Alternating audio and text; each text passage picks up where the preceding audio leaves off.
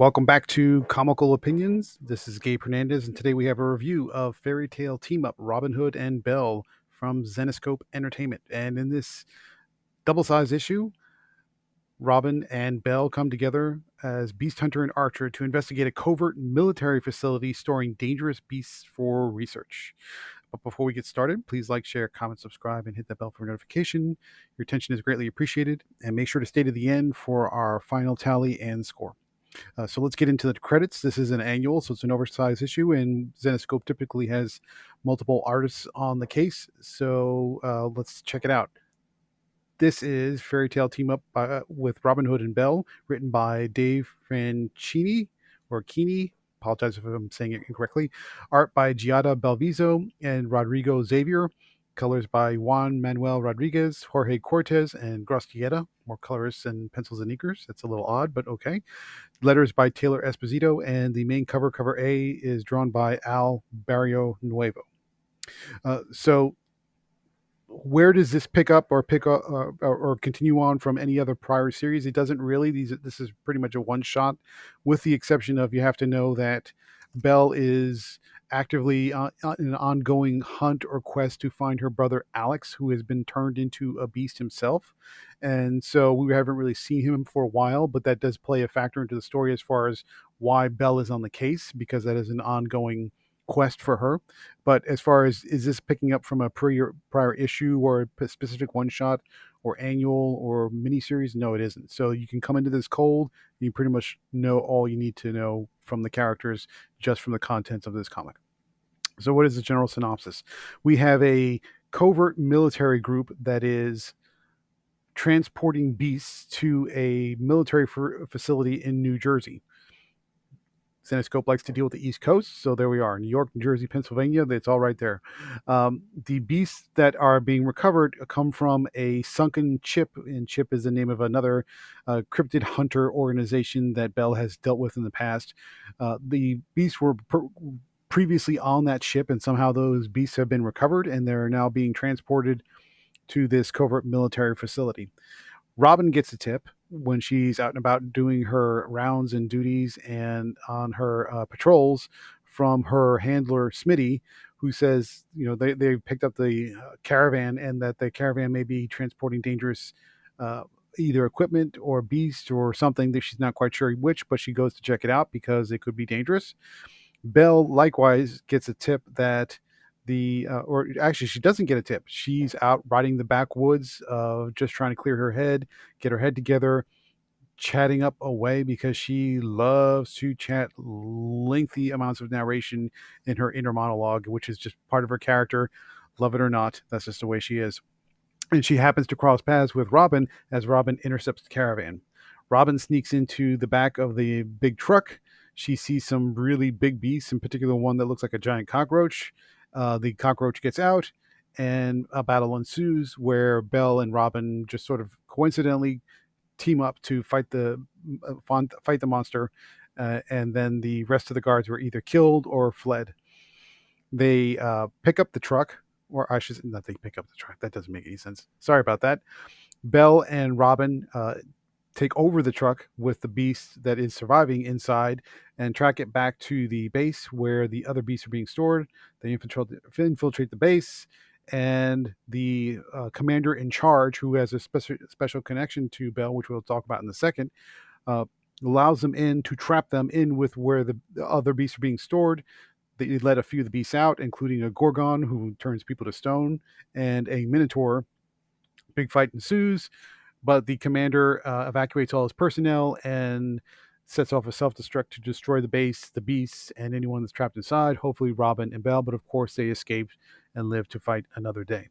But now all eyes are on whoever the military leaders are that set up the base, what they wanted the beast for, and where the story goes from here on out. So effectively, this issue, even though it's a team up and it's a double size issue, is really a setup for further adventures ongoing. So what's the big turn? What's the big secret?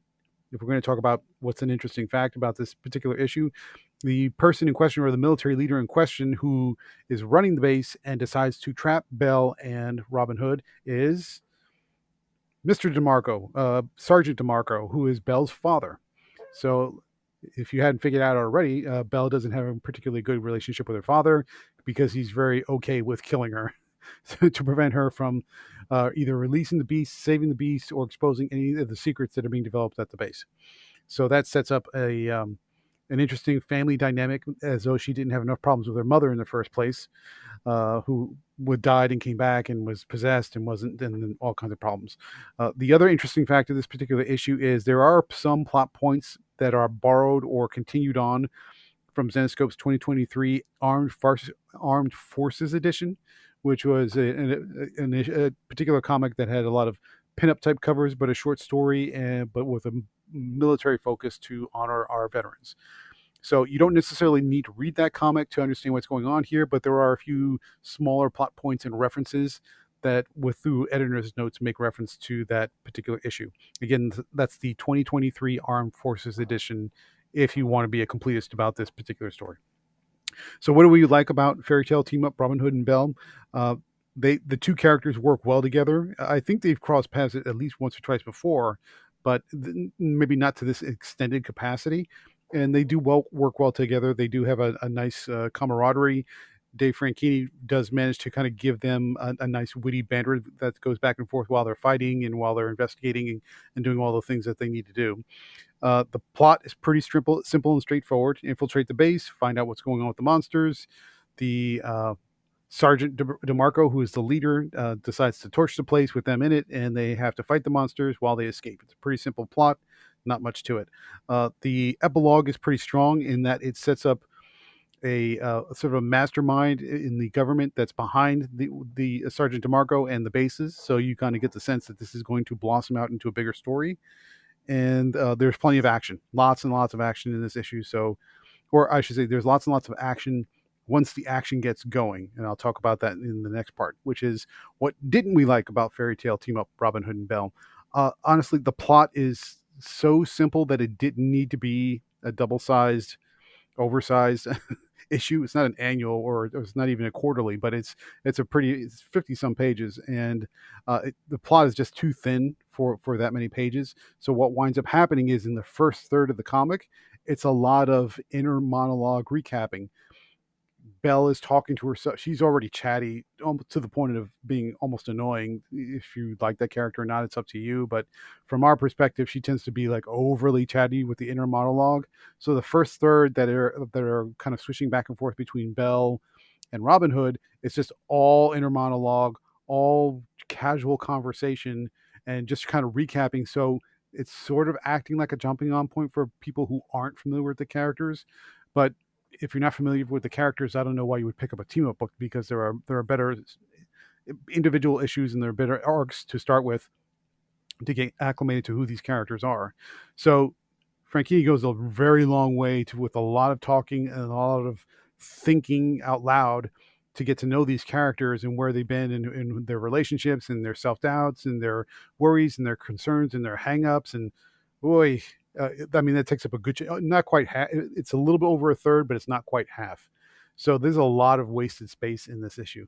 But once the action gets going, it's pretty good. But the action pretty much spells out the plot, which is infiltrate the base, get trapped, fight the monsters to get out, live to fight another day. I mean, that that pretty much sums up the story or the plot that happens through the action. Now, once the action gets going, there's a lot of it, which is great, but you waste so much time in the beginning with all that getting to know you type conversation stuff, which doesn't help. And the getting to know you pieces are for the individual characters, not necessarily them coming together. That doesn't happen until the action starts. So there's just a lot of preamble that doesn't really serve anything. Quick word about the art. As you heard, we have two pencils and inkers, three colors, and you can't tell, which is great. In other words, you can't see the artist transitions. You can't see where one style stops and the other one starts. There's no incongruity or inconsistency in the art delivery. The whole thing looks pretty consistent and looks pretty good, standard house Zenescope style from start to finish. So kudos to the art team for delivering solid art, lots of good action, clean lines, and good colors. And you can't tell where the artists are transitioning, so it remains very consistent throughout, which is a good thing. So, final thoughts. What did we think about Fairy Tale Team Up Robyn Hood and Belle? Uh, it's a simple plot, which is pretty okay, pretty good plot. Good art and consistent art, which is good considering it's a large art team. But effectively, this issue is just 2 times too long. The most of the first third to half just didn't need to be there. It added nothing. It just sort of gave you a sense of the characters and their personalities, but it added nothing to the story. And the plot is so thin and so simple that it just feels like you waited through a lot to get to the action. And once the action starts, it's okay, but it's just okay because it's such a simple plot, because you don't have as much time to develop anything more complex than a simple snatch and grab type of plot. Therefore, we're going to give Fairy Tale Team Up Robyn Hood and Belle a 6.5 out of 10. Hope you enjoyed this review. Before you leave, please like, share, comment, subscribe to Comical Opinions for more reviews and analysis every week. And you have a great day.